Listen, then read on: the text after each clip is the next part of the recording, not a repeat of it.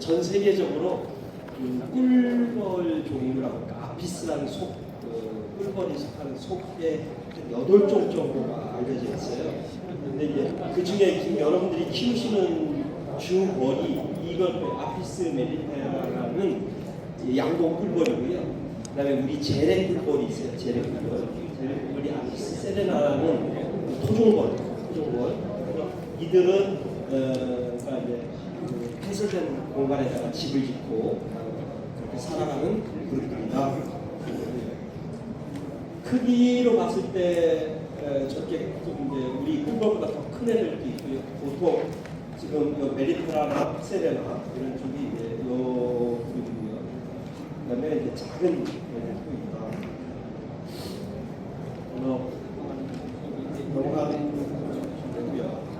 그래서 우리나라 같은 경우는 일본이나 우리나라는 원래 이런 아피스 세레나라는 그러한 재래 꿀벌이 있던데, 근데 지금 여기 아피스 메리테라라는 원산지, 유럽이나 아프리카 쪽에 원산지였던 애들이 지금은 얘가 전 세계적으로 다 재배하는, 그러니까 사용하는 그런 꿀벌이 됐다라고 보시면 되고요. 우리나라에는 1904년에 들어왔다고 공식적으로 얘기를 해요. 1904년에 도입됐다고 얘기를 해요. 그럼 우리는 예전에는 그러면 어떻게 했냐? 다 동양종 꿀벌인 재래 꿀벌을 지금 여기 그림에서 보면 여기 이게 벌통이죠? 재래 벌통. 이런 식으로 꿀벌을 사양해서 꿀을 얻었다 보시면 되고요. 지금 현재는 근데 우리가 이제 이런 벌통을 이용한 서양 꿀벌을 하고 있다. 이외에 이 서양 꿀벌이 들어오면서 또 우연치 않게 사실은 아카시라는 나무가요, 일제시대 때 1910년도경에 아카시아가 들어왔다고 얘기를 해요. 근데 아카시아를 일본 우리가 말하는 식민지 시대 때 일본인들이 일부러 아카시아를 이렇게 산속에다가 많이 심었다고 해요. 실제는 그때 당시에는 그 아카시아를 별로 이렇게 좋지 않아서 산속에 심지 말라고 권고했었대요. 근데 일본인들이 억지로 그렇게 심었다고 얘기하고, 근데 이제 그게 나중에 우리 사방공사나 이런 쪽으로 하면서 이 아카시아를 많이 심게 됐고, 근데 이제 그게 우리가 말하는 이 양봉 꿀벌로 딱 매칭이 된 거죠. 그래서 우리가 말하는 특히 한국인들이 아카시아 꿀을 이제 좋아하게 되는 이유고, 그게 아주 중요한 이론이 됐다라는 거죠. 근데 현재 이제 아카시아가 우리나라에 있으면 되게 쇠퇴하고 있다고 얘기 많이 하죠. 그래서 아카시아를 대체할 수 있는 이론이 뭘까라는 것들을 아마 지역별로도 고민을 많이 하고 그렇게 이미 연구되고 있는 것으로 알고 있습니다. 그런 의미가 있다.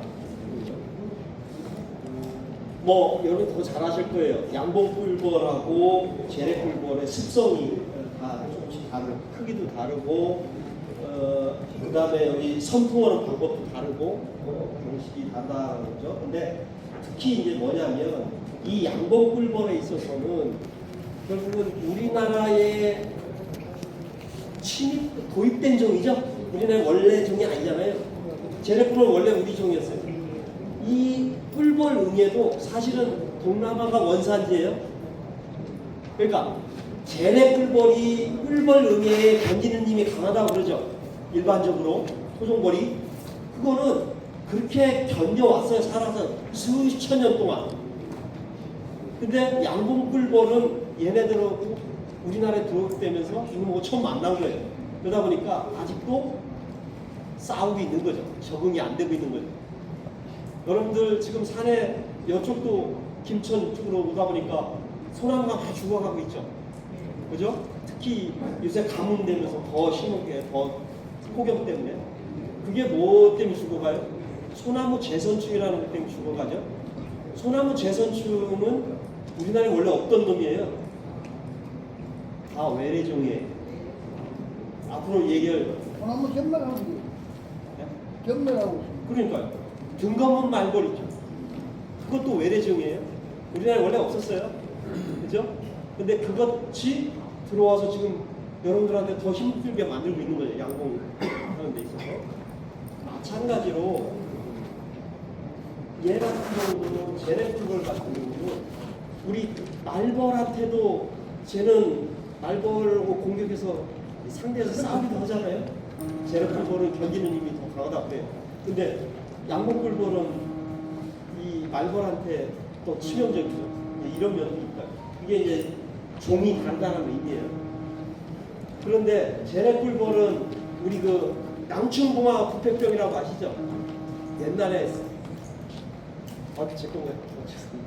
쓸어버렸잖아요. 그래서 한 90% 이상이 다 저기 제네뿔벌이 심각했었어요. 지금 이제 품종 개량을 하면서 지금 조금씩 늘어나고 있지만, 그러니까 결국은 제네뿔벌은 국내에 원래 있던 놈이에요. 그래서 국내에 있는 종하고는 이미 잘 살아왔기 때문에 견디는 능력이 생겨보는 거예요. 근데 양봉뿔벌은 외래종이에요. 그래서 아직 우리나라에 완전한 적응은 아니다라고 볼 수 있는 거죠. 그런 의미로 좀 생각해 볼 필요가 있다. 아까 얘기했지만 혀의 길이가 엄청 차이가 난다. 1mm 차이가 엄청나게 나니까. 그래서 그런 아카시아하고의 관계 이런 얘기를 드렸어요. 서양 뿔벌, 그러니까 동양 뿔벌하고 양봉하고 종이 다르다고 얘기했잖아요. 종이 다르다는 얘기는 뭐냐면 교미를 못 한다는 얘기예요. 교미를 할 수는 있어요. 강제를 시키면. 여러분들 저기 그 동물원에서 그거 말고 당나귀하고 말하고 교배를 시키면 새끼가 나오죠. 뭐가 나오죠? 노새가 나와요. 노새를 왜 했냐면 노새가 힘도 좋고 온순해요. 말은 싸납죠. 힘 좋은데 당나귀는 온순해요. 그걸 두 개를 딱 교배했는데 좋은 게 나온 거죠. 노새가. 근데 말하고 당나귀는 다른 종이에요. 다른 종이 교배를 해서 새끼를 낳으면 안 되잖아요. 근데 새끼를 낳아요. 노새라는. 근데 노새는 불임이에요. 불임. 노새가 노새끼리 교미해가지고 새끼를 못 낳아요. 그러니까 말하고 당나귀는 다른 종인 거예요. 동물원에서 호랑이하고 사자가 교미를 해. 그래서 새끼를 낳아요. 타이곤이라는 것도 낳고요. 라이거도 낳아요. 근데 걔네들은 다음 세대는 새끼를 못 낳아요. 그러니까 다른 종이다라는. 얘도 마찬가지로 서양종하고 동양종하고 구별을 하면 일부는 새끼를 낳고 알을 낳아요. 근데 걔네들이 다 제대로 잘 못 자란다는 얘기죠. 여기 보시면 서양종의, 그러니까 종의 서양종에다 구별하면 84.5% 대부분 다 자란다는 얘기죠. 정상적으로 성충이 나온다는 얘기예요. 근데 얘네들은 안 된다는 얘기죠.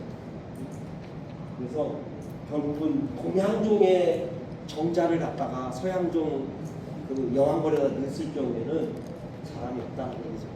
안 된다. 그래서 다른 종이다라는 거예요. 그래서 이제 꿀벌 얘기를 할게요. 아까 먹이를 꿀을 모아서 올 때 이 화분은 여기다가 여기 꿀렌 컴브랑 여기다가 화분을 모아와요. 빚어서 오는데 꿀은 여기다가 섞여서 여기 크람이라는 여기다가 꿀을 저장해 와요. 담아 오는 거죠. 담아 올 때 꿀이 보통 한 20% 수분이라 그러죠.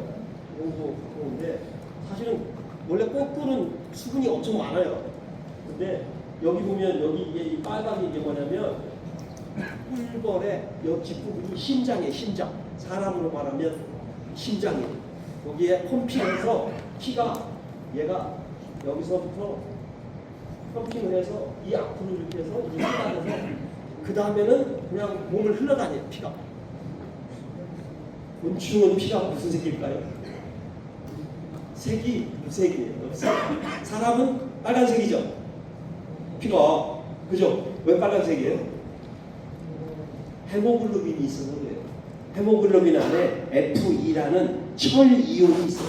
그 철이 사람은 피에다가 산소를 가지고 돌아다니죠. 그래야 산소를 다 공급해 주는 거잖아요. 근데 그 산소가 F2하고 만나면 뭐냐? F2O라는 산화철이 돼요. 여러분들 쇠가 녹슬면 무슨 색이 돼요? 붉은색으로 바뀌잖아요. 빨간색. 그게 혈액이 그래서 빨간색이 되는 이유가 그거예요. 산소를 머금어서. 그러니까 그런데 곤충은 숨을 피로 산소를 가지고 다니는 게 아니라 곤충은 기문이 있다고 그러죠. 이따 기문 얘기를 좀 해야 돼요. 기문이 있는데 그 기문을 통해서 그냥 산소가 들어가요. 그러니까 전혀 다른 개념이죠. 그런데 이 곤충도 이 혈액이요 따뜻해요, 뜨거워요. 그래서 이 혈액이 이렇게 지나갈 때 여기 이 부분을 지나가요. 아주 가까이 소낭이란 그 꿀을 저장해 놓은 데를 들어가요. 그걸로 지나가는데 그 혈액이 뜨거운 혈액이 지나가면서 뭐로냐, 저 소낭에 있는 수분기를 제거해 주는 거예요. 그래서 꿀의 수분을 한 20% 정도로 낮춰서 이제 꿀 소박 벌박에다가 꿀을 저장할 수 있는 거죠. 그런 원리가 있다. 꿀벌을 키우는 데 있어서 많은 어려움들이 있죠. 많은 어려움인데 오늘 얘기하고 싶은 거는 요 얘기도 이렇게 해충 얘기가 아니었어요. 농약 얘기 좀 하고요. 뭐 응애하고 같이 다 돼 있는 그런 얘기만 좀 하겠습니다. 응애가 제일 문제죠. 아마 저 양봉을 하시면서 응애 때문에 고생을 많이 하시는 건 아닌데 이렇게 심각한 적도 2023년에 이런 오죽하면 정부에서 이런 대책들을 세우자고 나오기도 하고 했었습니다. 아까 서양 꿀벌, 그러니까 우리가 말하는 지금 양봉은 우리나라에 도입됐다고 했잖아요. 근데 응애는 우리가 말하는 지금 꿀벌 응애는 우리나라에 원래 있던 놈이라고 그랬어요. 이놈이 근데 미국 들어갔어요. 미국에 가고 난리를 쳤어요. 미국의 벌통수가 이렇게 줄어들었다는 얘기를 하는데 2009년 얘기를 하는데 여기에 지금 요게 이게 꿀벌 응애죠. 꿀벌 응애가 사실은 미국의 벌 양봉 산업에 지대한 문제를 일으켰다라는 얘기예요. 심각한. 유럽에서는 꿀벌이 사라진 이유를 농약으로 얘기를 하는데 미국에서는 꿀벌이 사라진 이유를 이 응애 때문이라고 얘기를 해요. 그러니까 사실 우리도 보면 응애가 꿀벌을 약하게 만드는 첫 번째 요인이다라고 볼 수 있어요. 완전히 죽이지는 않지만 쇠 힘을 못 쓰게 만든다는 거죠. 응애가 그런 데서 문제가 크다라는 거죠. 우리가 가장 힘들어하는 게 지금 이 응애죠. 꿀벌 응애. 그다음에 여러분 얘기 들어봤을 거예요. 가시응애라는 거. 일부 있는 농가들도 있다고는 하지만 그렇게 큰 문제는 이거에 비하면 얘는 아무것도 아니죠.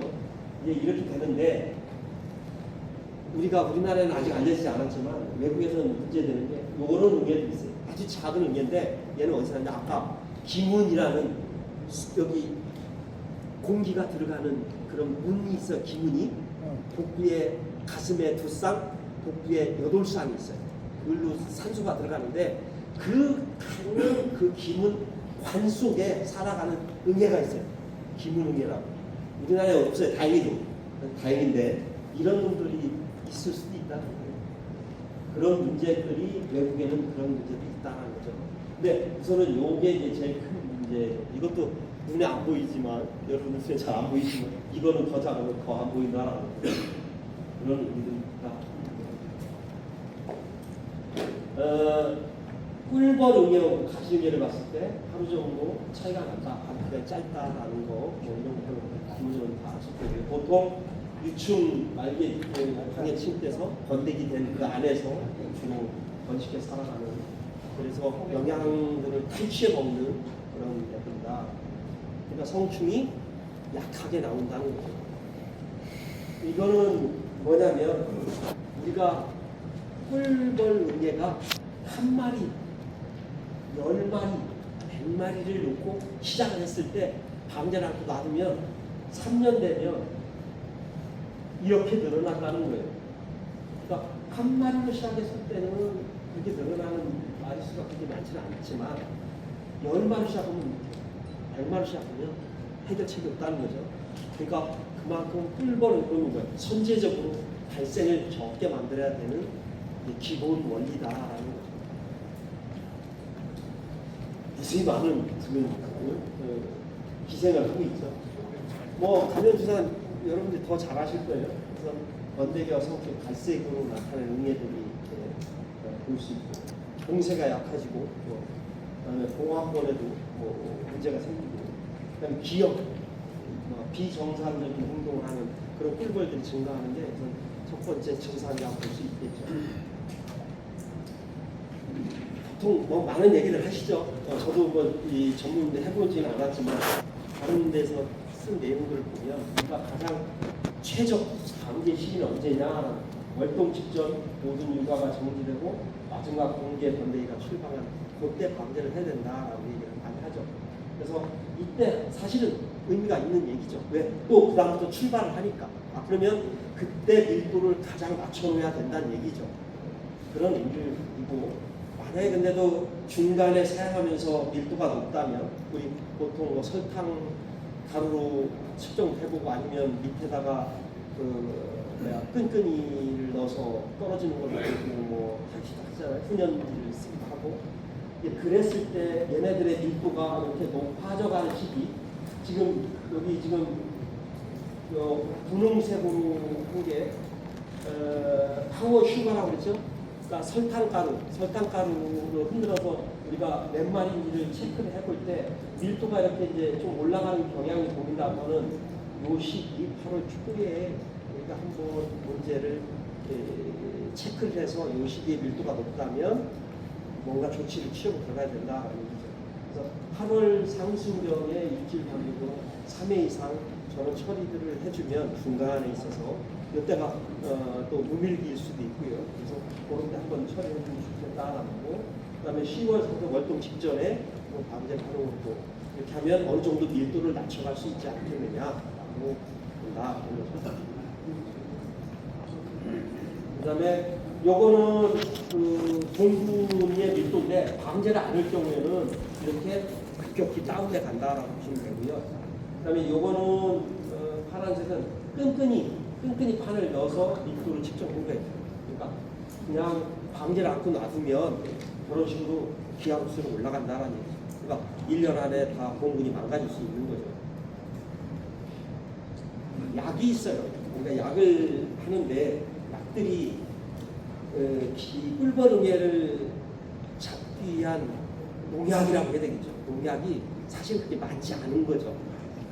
약이 여러분 아시는 지금 피레스로이드 계통의 왕스, 뭐 유기인계의 이 쿠마포스, 그다음에 포르마미딘계의 속살마이나 마이타 이런 것들이 여러분들 흔히 이제 들어오신 약들일 거예요. 그 약들 외에는 그렇게 많지 않다는 거예요. 근데 이 약들이 결국은 뭐냐? 좀 쓰다 보니까 저항성이라는 문제가 생긴다는 거예요. 저항성. 그럼 저항성 문제를 우리가 해결을 해야 되는데, 저항성 문제는 또 뒤에 가서 얘기하겠지만 사실은 농민분들은 그런 걸 모르고 약이 처음에 잘 들으니까 그 약을 계속 쓰신다는 거예요. 그 약을 계속 쓰다 보면 문제가 생긴다는 거예요. 그러면 그 약을 문제가 생길 때 바꿔야 되는 게 뭐냐? 저항성 문제를 해결하기 위해서는 약의 이름을 바꾸는 게 아니라 약의 이 계통을 바꿔서 써야 된다는 거예요. 피레스로이드계, 유기인계, 포르마미딘계는 농약이 작동하는 데가 달라요. 근데 만약에 유기인계라고 그러면 유기인계는 똑같이 작동하는 데가 똑같아요. 신경계에 똑같이 작용을 해요. 그러면 이름이 바꾼 이름만 다른 농약을 똑같이 쓰면 거기에 작동을 하기 때문에 똑같은 효과를 낸다는 거예요. 그러면 저항성이 계속 발달해 간다는 얘기죠. 약을 이름을 만만 바꿔 쓴다면, 그러니까 결국은 뭐냐?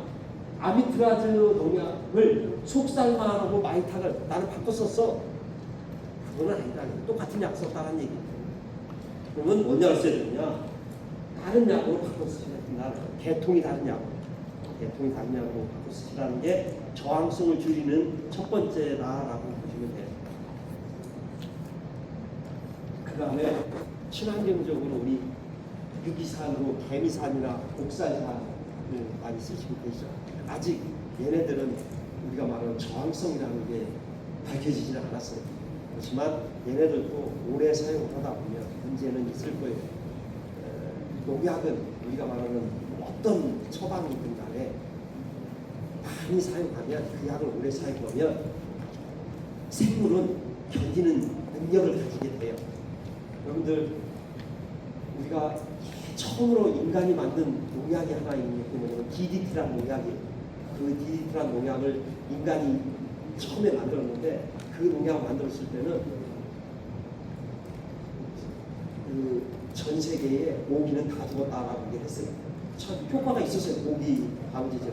근데 그 다음에 모기가 얘 약을 켰는데 모기가 살아나와요. 2배로 쳤어요. 근데 2배로 쳤는데 또 모기가 살아나와요. 결국은 그게 저항성입니다. 이제는 그 농약을 분해하는 능력을 곤충이 가지게 된다는 거예요. 곤충이 그만큼 다양성이 높아서 그런 유전자들을 이미 가지고 있다고 볼 수도 있는 거예요. 그렇기 때문에 아까 응애가 곤충은 아니라고 했지만 곤충과 사촌이에요. 거미라고 했잖아요. 거미지만 곤충은 같은 사촌이라서 얘네들 똑같이 그런 유전자들을 확보를 하고 있다라는 거예요. 그래서 어떠한 새로운 약이 와도 그 약을 계속해서 쓰면 거기에 견디는 능력을 가지게 된다라는 거예요. 그래서 우리가 그걸 저항성이라 얘기를 해요. 그런 것들을 저항력을 못 생기게, 안 생기게 만들어줘야 된다는 거죠. 그걸 농약을 그래서 계통을 바꿔서 잘 쳐야 된다. 어떠든지 간에 이런 유기산이나 에센셜 오일, 식물 추출액 이런 것들 쓰는데 이거는 근데 사실은 효과가 그렇게 또 좋지는 않죠. 일반적으로. 그래서 우리가 헤매고 있는 방법 중, 그러니까 헤매고 있다라고 쓰는 거죠. 꿀벌 응애를 캐치하는 방법이 없다라고 얘기할 수 있는 거고요. 그런 의미가 있다. 그렇지만 우선은 이것들을 잘 조합해서 쓰면 그래도 효과를 볼 수 있지 않을까. 그래서 우선은 제일 중요한 거는 내 벌통 안에 그러니까 꿀벌 응애가 몇 마리 있는지가 중요하다. 그걸 알기 위한 예측, 그러니까 아무튼 뭐 설탕강법이든지 아니면 끈끈이 판을 쓰든지 간에 내 벌통 안에 있는 정도 매검을 하면서 볼 수도 있고요. 그래서 꿀벌 응애가 많은지 없는지를 체크를 하는 게 제일 첫 번째다. 그래서 있다면 천연 약재하고 합성 농약하고 좀 더 교우 사용을 해서 방제를 하는 게 효과적이 않겠느냐라고 보는 거예요. 특히 천연 약재와 합성 약재를 쓰는데 특히 합성 약재를 쓰는 데 있어서는 계통을 좀 바꿔가면서 써야 된다. 약의 이름을 바꾸는 것보다는 계통이 다른 것을 써야 된다라고 말씀드립니다. 여러 가지 생태적인 방법들이 알려져는 있어요. 우리가 옛날에는 훈련지를 많이 썼어요. 훈련지. 그래서 그 떨어진 응애들을 제거하는 방법들. 그 다음에 숯벌방 이용해서 숯벌방 제거를 통해서 하는 방법들도 일부 사용하시는 농가들이 있는 걸로 알고 있어요. 근데 그렇게 하는 방법도 있고요. 그 다음에 열천이 오는 방법인데 사실은 이거는 열이라는 거는 44도에 딱 맞춰서 어떻게 하겠어요? 그거보다 올라가면 꿀벌도 피해를 받는 거죠. 약해라는 거죠. 따지고 보면 그런 부분이 있어서 조심해야 되는 부분. 우선은 청결이 제일 중요하긴 하죠. 청결하고 그다음에 그런 쪽으로도 육종을 시키는 방법도 있고 경계 기간을 1일 단축함으로 인해서 상당히 많은 밀도 억제를 시킬 수 있다는 그 얘기들 연구로 밝혀져 있어요. 그래서 공개 기간을 좀 줄여보는 것도 아까 그 가시응애하고 꿀벌응애가 그 자라는 기간이 양육 기간이 하루 더 늘어 있다고 얘기했잖아요.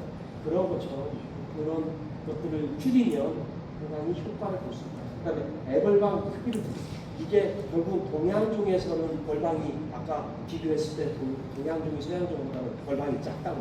왜? 몸집이 작으니까. 그런 쪽에서 그런 걸 응용해서 저런 방법도 생각해 본다. 근데 기본적으로는 아까도 얘기했지만 이런 것들 종합적으로 관리를 해야 되는데 밀도를 정확히 밀도가 어떻게 되는지 파악하고 밀도가 높을 때 약재를 처리한다라고 보시고 시기는 8월 초순경에 내 밀도가 어떤지 어차피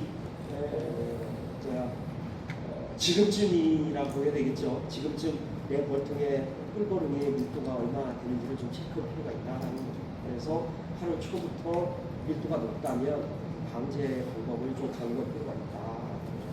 그리고 방제 접근은 가장 좋은 거는 월동에서 깨우고 때 그때 무슨 해야 되지 않을까. 그래서 초기 밀도를 완전히 낮춰놓아야 그 다음에 우리가 말하는 아카시아 꿀을 제대로 딸 수 있지 않느냐. 거기에 이제 초점이 맞춰지는 거죠. 그렇게 이해를 좀 될 것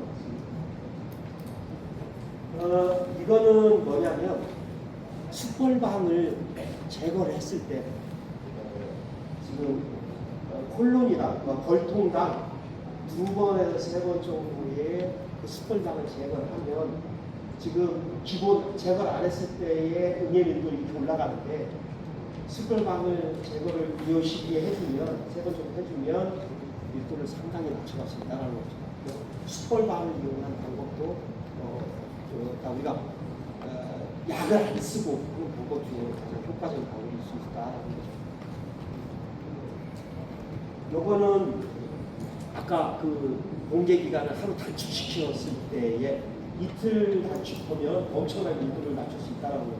하루만 단축시켜도 상당히 밀도를 안 당겼을 때는 밀도가 엄청나게 튄다는 거예요. 그걸 절반 이하로 낮출 수 있다는 거예요. 그래서 그런 공개 기간을 하루 줄인다든지 아니면 숯벌방을 이용하면 생태적으로 어느 정도 밀도를 조절해 갈 수 있지 않느냐고 볼 수도 있다.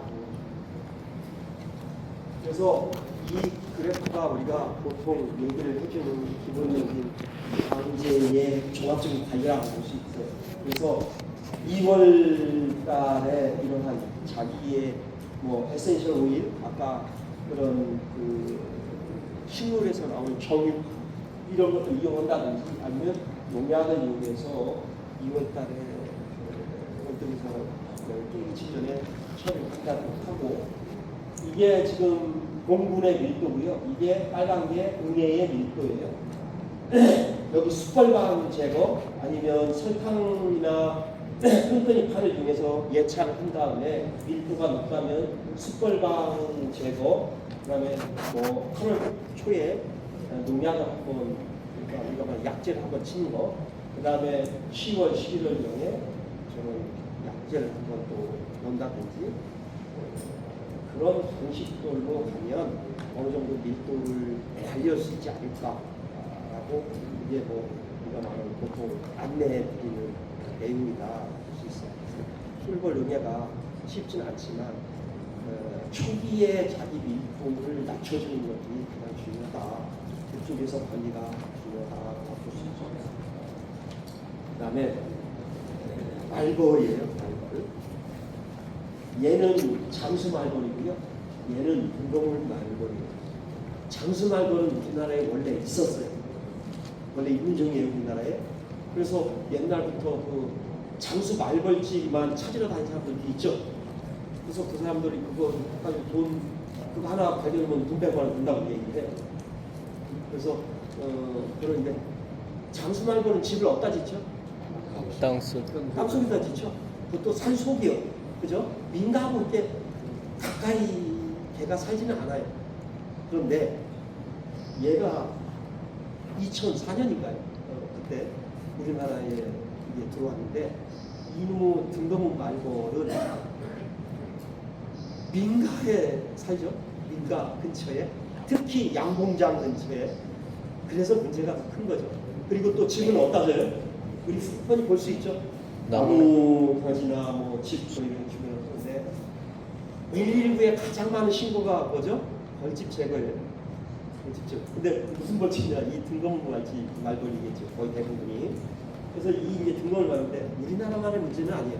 유럽도 들어가가지고 난리를 치고 있어요. 특히 프랑스나 이런데. 그래서 그냥 생각하면 얘는 동남아 원산이에요. 중국. 우리는 중국에서 들어왔다고 봐요. 장수말벌은 우리나라 그 재래종이 장수말벌하고 그래도 막 싸우고 견디고 한다고 하잖아요. 그게 결국은 재래종 같은 경우는 장수말벌하고 우리나라에 원래 관계를 가지고 왔었기 때문에 쟤네말을 견디는 녀석이고 쟤네말을 나름대로 살아가려고 해야 될까요? 장수말벌은 다 막 뺏길 수는 없잖아요. 그래서 나름대로는 생존 방책을 택했다고요. 근데 서양종은 여기 양봉법은 그런 관계를 이제서 시작하고 있다는 거죠. 근데 장수말벌은 그래도 산 속에서 사는 놈이라서 그렇게 큰 문제를 가져오지 않았어요. 예전에 일부는 있었지만 크지는 않았다라는 거예요. 근데 이놈의 이제 문제는 이 등검은 말벌이 2003년 부산에 들어오면서부터 이게 이제 전국적으로 난리를 치고 있다는 거예요. 근데 둘 다가 습성이 좀 다르다라는 거예요. 그래서 그런 것들을 좀 이용해내고 우선은 말벌 폐기 뭐 이런 걸 설치해서 하고 있는데 지금이죠. 한참인데 지금부터 아마 말벌들이 문제를 일으킬 것 같은데 사실은 이것도 참 사실 해결책이 좀 많죠. 결국은 공장 앞에서 오그를 파리채로 때려잡는 게 제일 좋은 방법일 수도 있다라고 볼 수 있는 거죠. 프랑스에서 조사를 해봤더니 얘가 1년에 100km 정도 옮겨간다. 그러니까 우리나라에 부산에 2003년에 들어왔는데 전국으로 퍼진 게 지금 26년이잖아요. 한 20년 됐으면 얼마를 간 거예요? 2,000km까지가 우리나라에 다 퍼졌다고 볼 수 있는 거죠. 1년에 그렇게 확산해 갈 수 있다는 얘기. 우리나라에서 조사를 해봤을 때 얘가 70%는 다 도심지에 살더라라는 거예요. 그러니까 우리가 말 사람이 사는 근처에서 살아간다. 그거를 어떤 사람은 이런 얘기도 해요. 장수말벌이 사는데 안쪽으로 산속으로 들어가려고 했더니 장수말벌에 치여가지고 못 들어간다 이게. 그죠? 장수말벌이 사는 생활 영역이 있을 거 아니에요. 다른 말벌들이 우리나라에 그런 말벌들을 얘가 못 들어가니까 민가에 안착하게 됐다. 그러니까 이 민가에 안착인데 그게 더 문제를 일으키고 있다는 게 어디에? 양봉에 이런 문제가 생긴 거예요. 아무튼 우리나라만이 문제가 아니고 프랑스 같은 경우는 우리보다 더 심각하게 바라보고 있어요. 그 다음에 원래는 이쪽인데 우리나라에 들어온 거는 유전자를 분석을 해보니까 중국 남부 저장성에서 온 그런 개체하고 유사하더라. 유전적으로 가깝더라. 아마도 중국 남부에서 이게 다 뭐냐? 검역의 문제. 아마 목재나 어떤 이런데 뭐 프랑스 같은 경우는 질그릇 화분 속에 뭐 숨 와서 들어왔다고 그러는데 어떤 월동하던 성충이 그런 목재나 이런 속에 월동하는 중에 그게 들어오지 않았을까라고 보는 거죠. 그런데 그 개체군이 우리나라에 정착을 해서 지금 이렇게 문제를 일으키게 했다 볼 수 있어요. 다 사실은 농업에 있어서요. 지금 현재 해충 문제는 다 외래종이에요. 그게 외래종은 누가 막아요? 검역에서 막아야 되겠죠? 근데 검역이 다 막을 수는 없는 거죠. 그런 문제가 됩니다. 여러분들 그래서 조심해야 될 게 하나가 있는데 그 품종 좋다고 중국 같은 데 가서 여왕벌들 갖고 오시잖아요. 그거 조심하셔야 돼. 사실 따지고 보면 그거 공식적으로 수입하는 루트 아닌 개인적으로 가오시는 분은 정말 조심하셔야 돼요. 뭐가 어떤 게 묻어 있을지 몰라요. 그런 부분들을 여러분들한테 한번 말씀을 드리는데 그런 제가 그 양봉 마이스터 학생들 데리고 중국 가보면 그런데 육종원 같은 데 가면 그거 가지고 싶어가지고 막 안 다니세요. 아니 몰라요. 별로 어디가 안 했어요. 여왕만 하려다가 흰여벌 몇 마리 넣어가지고 공에서 들어오면 알 게 뭐예요? 거기에서 그거 안 잡혀요? 잡힐 수 없어요? 쉽지 않아요. 그러니까 가지고 온다는 거죠. 근데 그 가져오는데 거기 안에 어떤 병원균이 있을지 어떤 응애가 있을지 모른다는 거예요. 자기 농장에 풀면 자기 농장부터 망가지겠죠. 그래서 그런 거는 공식적으로 들어오시는 게 더 좋다라는 말씀드리고 싶어요.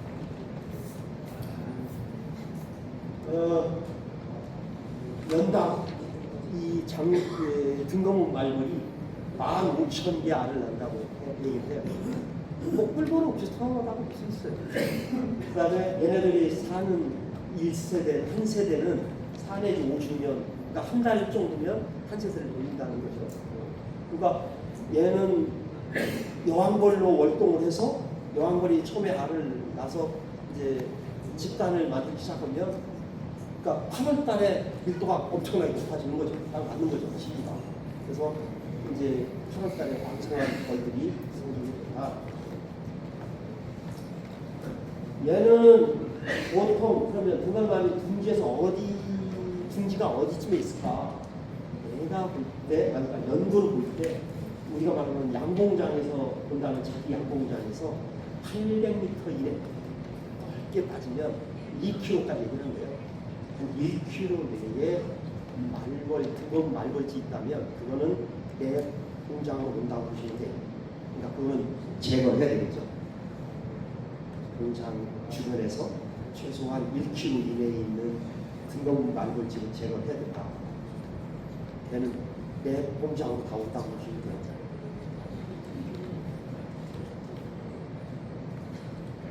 그 재래꿀벌은 아까 얘기했지만 방어는 능력이다. 양봉 꿀벌은 없다. 그게 뭐냐? 결국은 관계를 끊임없이 관계에서 견디는 능력을 가졌는데 양봉 꿀벌은 아직 그걸 못하고 있다는 거예요. 특히 등검은 말벌은 최근에 들어왔기 때문에 더 문제가 많게 되고 있다는 거예요. 뭐 간단하게 그 미끼 트랩을 만들 수도 있다는 거예요.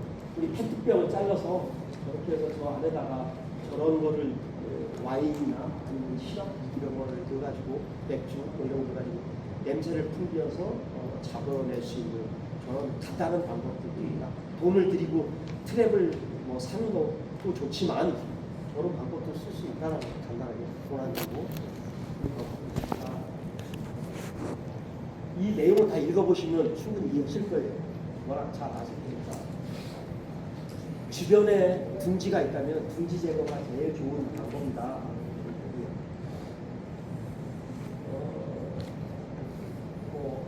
쭉 읽어보시면 이 내용에 대해서는 뭐 저가 굳이 설명을 안 드려도 잘 아실 것 같아요. 이런 방법들을 많이 쓰시죠. 그 농약을 묻혀가지고 다시 날려보내는 그런 방법들을 쓰시는데 뭐 효과가 있을 수도 있어요. 농약을 묻은 놈이 가서 자기 벌통에 가서 벌집에 가서 그 전체에 농약을 넘겨줄 수 있으니까 효과적인 방법일 수 있는데 중요한 거는 환경적으로는 엄청나게 치명적이다, 나쁘다라는 농약을 묻혀서 보내는 거는 권장사항은 아니다. 근데 뭐 본인께서 하시겠다고 할 말은 없어요. 근데 가능하면 환경적으로 좋지 않은 거기 때문에 안 하시는 게 좋겠다.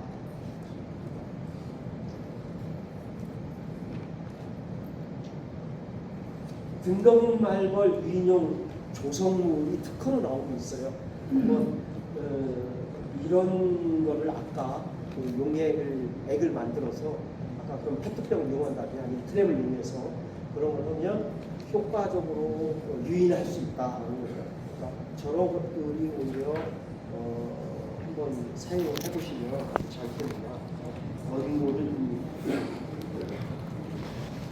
그다음에 일부 우리 농장에서도 보면 양봉 농장에서 저런 것들을 마음을 키워서 하는, 그러니까 벌만 1번은 들어가고 말번은 못 들어가게 하는 그런 방식들을 쓰는 그런 방법들도 있다.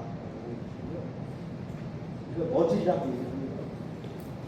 그 다음에 이렇게 하프라고 해서 주변에다가 이렇게 벌통과 벌통 사이에다가 여기에 전기선이 가 있어요. 전류가 흘러요. 전류가 흐르는데 꿀벌은 그 사이를 통과해 나가는데 말벌은 이게 특히 등검은 말벌이 이 양봉장을 찾아왔을 때 이 벌통 주변을 맴돈다고 해요. 그런 습성을 이제 맴돌 때 여기에 부딪히도록 하는, 그래서 죽게끔 만드는 그런 방법들을 유럽에서는 사용을 한다고 해요.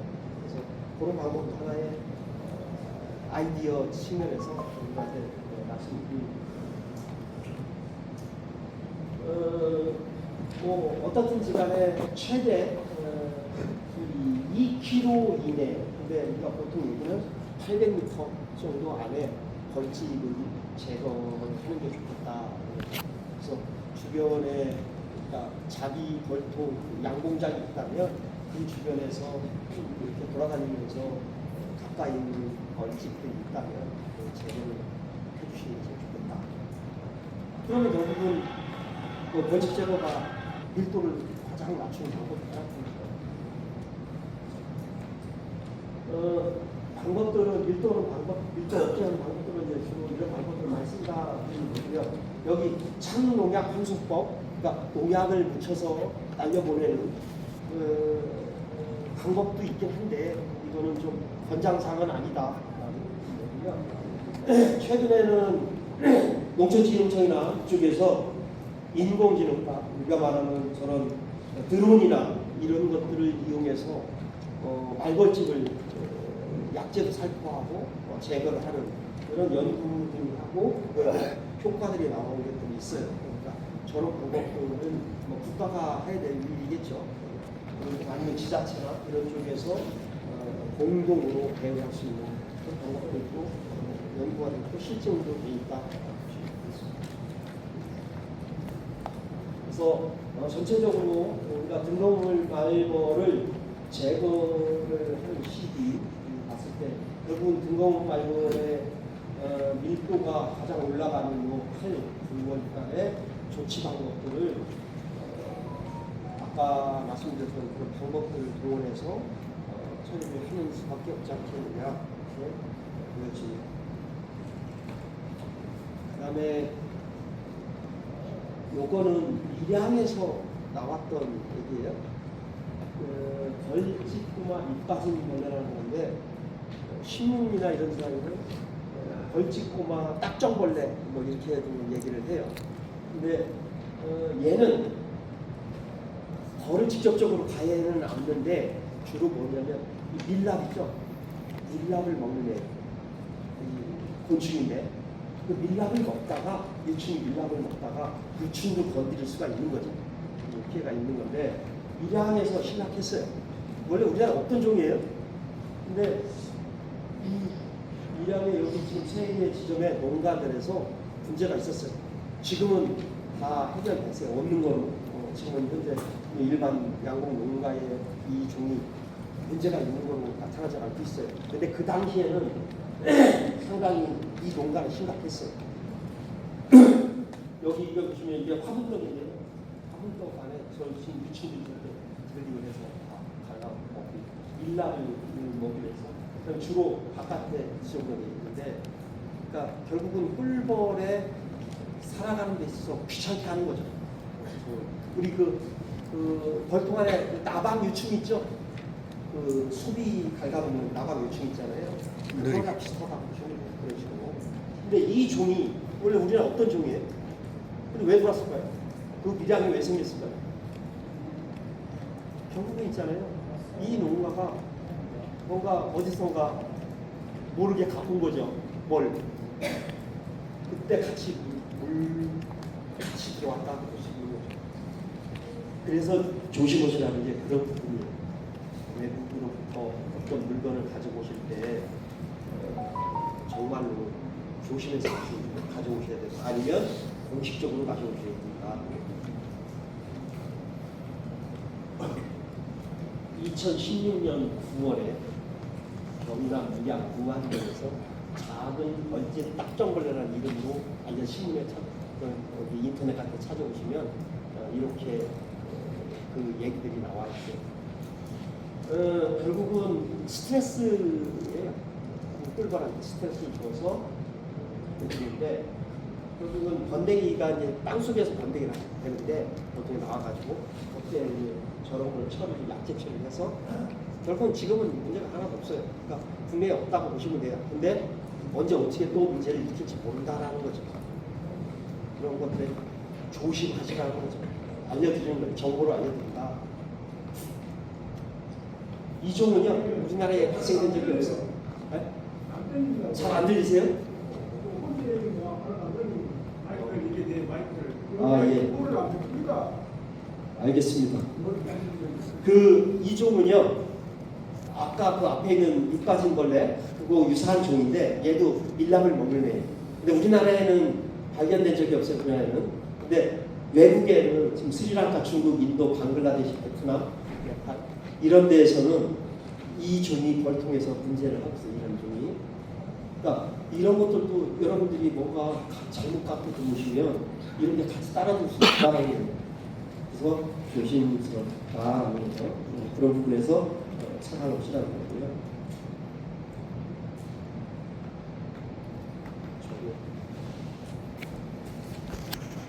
이 저항성이 왜 생기느냐라는 거죠. 우리가 말하는 여기 보면 영어로 뭐 되어 있는 건데요. 여기 작용기자들 아세틸콜린, 에스트라다, 이니비터, 옥타코린 리셉터, 소디움 채널 모듈레이터 이렇게 하는데 여기 뭐 푸마코스, 그다음에 아미트라즈, 여기 보면 플루발리네이트 이게 다 약제들이잖아요. 그런 약제들이 저런 데에 작용을 한다는 거예요. 그 약이 거기다 작용을 해서 곤충을 그러니까 응애를 죽인다 그 얘기예요. 그런데 지금 하나 푸마코스라는 유기인계 농약을 우리가 꿀벌 응애를 잡겠다고 계속해서 치면 얘가 어떻게 가냐면 우리가 사람도 제가 우리 강의를 할 때 이런 얘기를 많이 해요. 자살을 하려면 살충제를 드셔라. 자살하시는데 보통 제초제를 드시고 자살하시는 분들이 있어요. 근데 제초제는 뭐 죽이는 거예요? 식물체 죽이는 거잖아요. 그죠? 식물체의 광합성을 못 오게 해서 누렇게 말라 죽이는 거예요. 제초제는 거의 대부분이. 근데 그거를 사람이 먹으면 사람이 식물이 아니잖아요. 그래서 사람이 잘 안 죽어요. 고생만 되게 하죠. 그래서 근데 살충제는 뭐냐면 곤충을 죽이니까 우리가 해충 죽이는 살충제는 동물을 죽이는 거잖아요. 똑같아요. 사람도 똑같은 동물이라서 똑같이 작용을 해요. 그래서 사람이 농약을 먹게 되면 특히 유기인계라는 우리 옛날 농약 뭐 EPM 지금 말하는 뭐 유기인계 농약들 많이 있어요. 그런 농약들을 먹으면 사람도 어디에 작용하느냐? 신경계에 작용을 해요. 신경이 여기서 여러분들 여기다가 침을 놓으면 따끔거리잖아요. 그게 여기서 자극을 주면 이게 신경을 통해서 그 자극이 뇌로 가서 내가 반응을 보이게 만드는데 그 신경에는 세포가 있어요. 그 세포가 우리가 뉴런이라고 해요. 뉴런과 뉴런, 세포와 세포를 연결해주는 그 부분이 시냅스라고 해요. 시냅스가 여기 부분이 시냅스. 이게 뉴런이고요. 근데 우리가 어떤 자극이 오면 여기서 자극이 오면 저기에 있는 아세틸콜린이라는 물질이 여기서 나와요. 이 아세틸콜린이 여기서 나와가지고 일로 넘어가야 돼요. 일로 넘어가서 그러면 이제 자극이 전달되는 거예요. 그런데 여기 넘어갈 때 여기에 아세틸콜린 에스테라자는 효소가 얘를 잡아가지고 넘겨줘요. 그게 정상적인 거예요. 그런데 농약이 들어가면 이 여기 있는 아세틸콜린 에스테라자는 효소를 작동을 안 시켜요. 농약이 막고 있어요. 그러면 뭐예요? 여기 있던 아세틸콜린이라는 물질이 나오긴 오는데 이를 넘어가지 않으니까 여기 쌓일 거잖아요. 쌓이겠죠? 이를 안 넘어가니까. 그러니까 거기에 계속 자극이 하면 그 아세틸콜린이라는 물질이 계속 여기 그 뉴런에 막 축적되다가 그러면 어떻게 죽느냐? 발발발발 떨다가 죽어요. 그러니까 농약을 먹게 되면 사람도 마찬가지고 발발 떨다 죽어요. 곤충도 마찬가지고요. 응애도 마찬가지고요.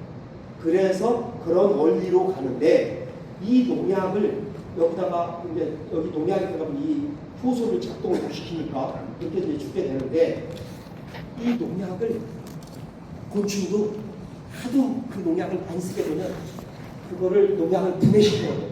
그런 효소를 만들어낸다 이게 곤충이. 그러면 이제 뭐예요? 농약이 그러면 작동이 안 하는 거죠. 혹은 신경이 전달이 되겠죠. 살아간다는 얘기죠. 그러니까 결론은 뭐냐면 여기에 그런 농약이 들어가는데 그 농약을 분해시키는 어떤 효소를 내가 만들 수 있다는 곤충이 그게 저항성으로 나타나는 거죠. 그러면 그 약을 치면 아주 그러니까 여기 뉴런의 시냅스 부분에 작동하는 작용기작인 유기인계 농약을 계속해 치면 이름이 다른 농약이더라도 여기에 계속 쌓이게 된다라는 거죠. 그러니까 해결이 된다라는 거죠. 그래서 여기 저항성이 생긴다라는 거죠. 이거는 피레스로이드계 계통의 농약인데 걔는 여기 있는 우리가 말하는 곤충은 세포에 다 물질이 왔다 갔다 교환할 때 통로가 있어요. 그 통로가 우리가 나트륨이라는 게 뭐예요? 소금이죠. 우리가 흔히 얘기하는 그런 나트륨 통로가 이렇게 열려서 정상적으로 이렇게 물질이 왔다 갔다 하는데 이거를 농약이 들어가면 그거를 막아버려요. 그래서 물질이 통하지 않게 만드는 그런 피레스로이드 계통의 농약이에요. 근데 이것들이 그런 농약을 계속 쓰면 저기에서 해당되는 거를 여기서 얘가 이걸 못 오게끔 곤충이 저항력을 가지게 된다. 그러니까 계속해서 피레스로이드계 농약을 계속 치면 그거를 이미 내가 해독하는 능력을 가졌다는 거죠. 이해되셨어요? 그래서 그런 것들이 계속해서 계통을 그래서 달리 써야 된다라는 얘기예요. 계통을. 그래서 계통을 달리 쓰는데 저항성 어떻게 생겼냐? 처음에는 그 중에 10마리나 뭐 100마리가 있다고 쳤을 때 그 중에 한 일부가 살아갈 수 있는 거예요. 근데 얘는 다 죽었어요. 근데 한 세대가 지나면 얘로 인해서 다시 또 이만한 증식이 생기겠죠. 근데 그것이 퍼센테이지가 이제 계속 높아지겠죠. 이제 30%, 2세대가 30%가 저항성 있는 게 나온다는 거예요. 처음에는 1%였던 게 2세대만 가면 30% 늘어난다. 그러면 한 4세대, 5세대 가면 100% 거의 다 저항성으로 바뀐다는 얘기죠. 그러니까 안 죽는 거죠. 양초가 안 죽는 게 되는 거죠. 한 3세대에 가면, 이상으로 가면 안 죽는 게 하나는 거죠. 그래서 어떻게 하냐? 같은 약제의 연속 사용을 피하고 작용 기작이 다른 약제를 교대로 살포한다라는 게 제일 중요해요. 여기서 작용 기작이 다르다는 얘기는 아까 얘기했던 유기인계냐, 카바메이트계냐, 피레스로이드계냐 이런 것들을 봐야 된다는 얘기예요. 약의 이름을 모르는 게 아니라 다 나와 있어요. 농약통에, 계통에.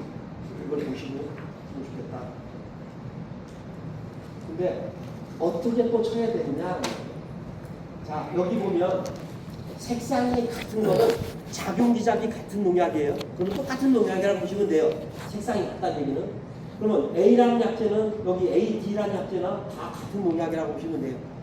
빨간색은 C나 C2 같은 약제, B, C, B, B 다 같은 약제예요. 근데 처음에 1세대 때 약을 이렇게 쳤어요.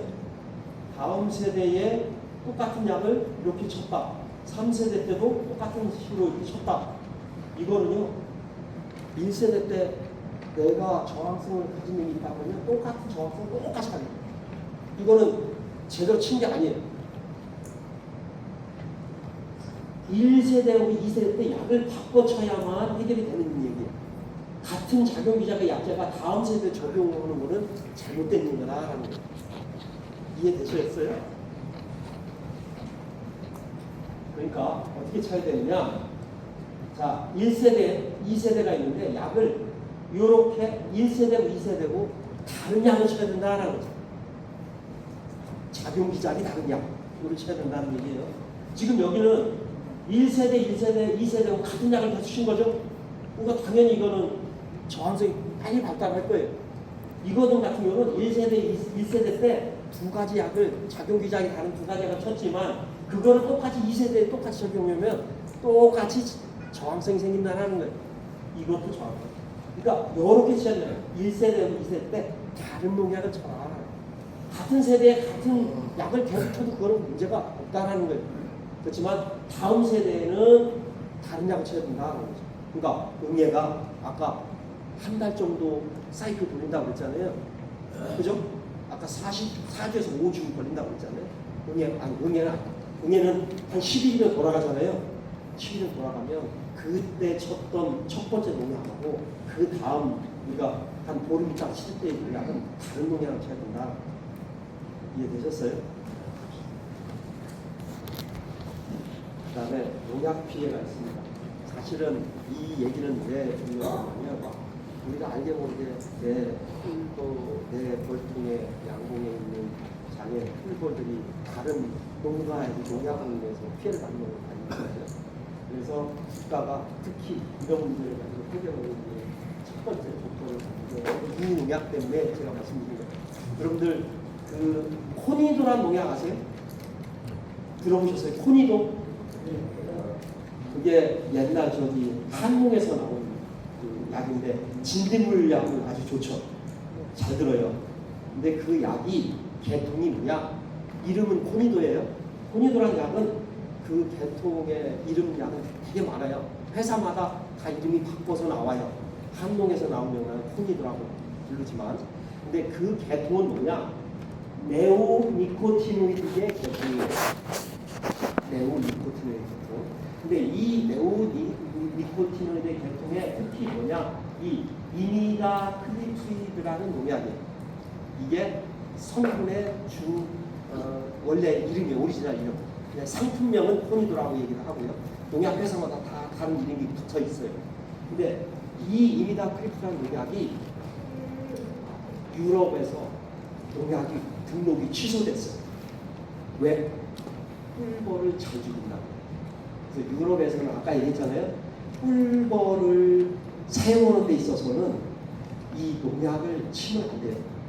꿀벌의 그러니까 공분 감소에 가장 큰 영향을 준 게 이 이미다클리프라는 농약이에요. 그래서 주변에서 혹시나 내가 나도 양봉장 주변에 농가에 뭐 저도 하잖아요. 채소도 키우시고 하잖아요. 그럴 때 이미다클리프라는 농약은 가능하면 사용을 자제하시라 말씀을 드리는 거예요. 우리나라는 아직 등록이 취소 안 됐어요. 우리나라는 어떤 조건에서 사용을 하고 있냐면 꿀벌이 없는 조건에서는 그 농약을 쳐도 돼요. 꿀벌이 없는 조건이 어디예요? 온실이겠죠. 온실. 근데 그러니까 농약이 생산되고 있어요. 그러니까 혹시나 농약상에서 내가 진딧물 방제나 이런 흡집성 해충을 잡는데 농약을 주는데 이미다클리프라는 성분의 농약을 사신다면 특히 양봉오신 분을 주변에서 그 농약을 안 쓰시는 게 좋아요. 꿀벌을 너무 치명적이에요. 꿀벌. 그래서 그런 농약들은 자제를 하시라. 그래서 다 여러분들 농약을 치실 때 보면 농약에 여기 다 이런 안전 주의사항이 다 있어요. 여기 보시면 대부분 다 꿀벌에 대한 얘기들이 있어요. 꿀벌이 독성이 강함이라는 농약들은 가능하면 사용 안 하시는 게 좋아요. 일반적인 자기가 농사짓는데 쓰는 농약을 얘기하는 거예요. 그래서 이런 농약들을 가능하면 안 쓰시는 게 좋겠다. 여기 보시면 여기 코니도라고 되어 있죠? 팜한농. 근데 여기 아리이미디, 농협캠파, 코사인, 동방각으로 다 이름이 달라요. 이게 다 같은 농약이에요. 아까 말한 이미다클리프라는 농약이에요. 그러니까 이 이름이 다르다고 해서 다른 농약이 아니다라는 거죠. 아셨어요? 아까 응애약도 마찬가지예요. 이름이 다르다고 해서 다른 그러니까 계통의 농약은 아니다라는 거죠. 그러니까 그 계통을 잘 보셔야 된다.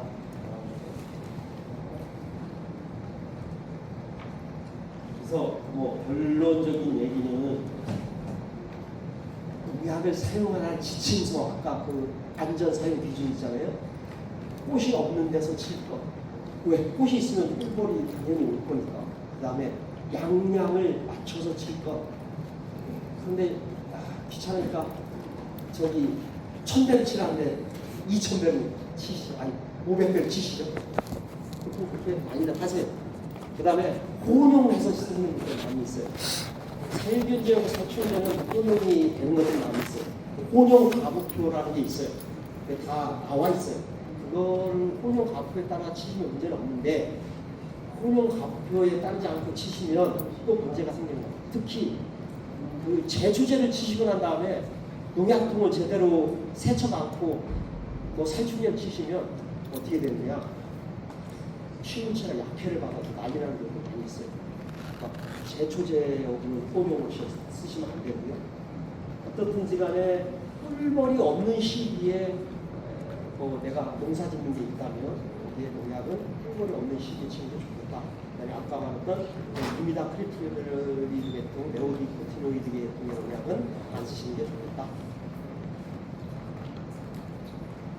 제가 강의할 내용은 여기까지였습니다.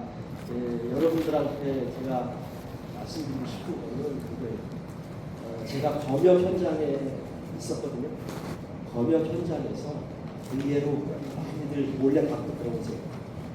그게 좋을 수도 있는데 정말 자기 몸장에 엄청나게 문제를 일으킬 수 있다. 그래서 그거 첫 번째 조심 시간이고요. 두 번째는 여러분들이 다 잘 아시고 계시겠지만 대부분 이론은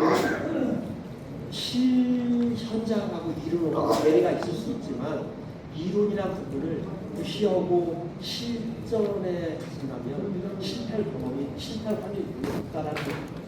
이론에 대한 것도 마음대로 공부를 좀 하시는 게 좋겠다.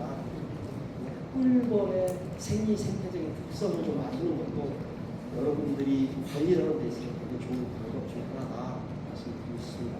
네, 이상입니다. 감사합니다.